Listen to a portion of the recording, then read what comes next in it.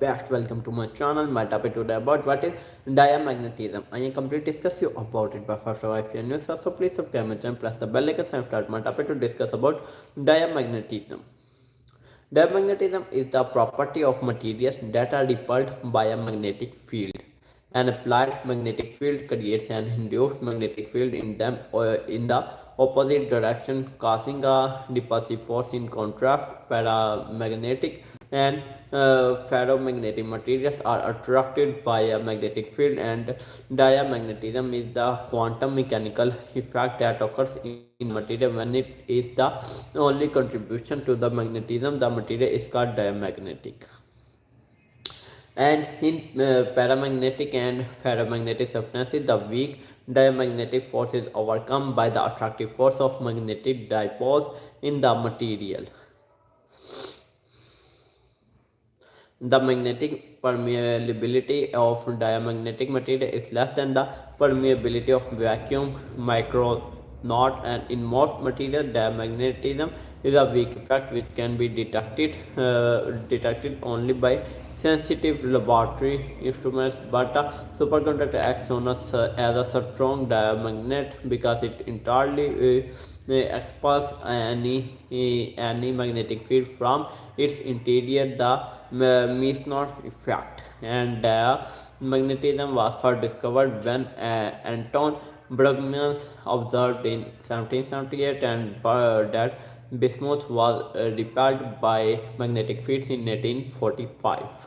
And Michael Faraday demonstrated that it was the property of matter and concluded that every materials responded in either a diamagnetic or paramagnetic way to an applied magnetic field. On a suggestion by William Wavell, Faraday first referred to the phenomenon as diamagnetic, the prefix dia meaning through or across, then later changed it to diamagnetism. A simple rule of thumb is used in chemistry to determine whether a particle, atom, ion, or molecule is paramagnetic or diamagnetic. If electrons in the particle are paired, then the substance made of this particle is diamagnetic. If it has unpaired electrons, then the substance is paramagnetic. And its materials are diamagnetism is the property of all materials and always makes a weak contribution of the material response to the magnetic field.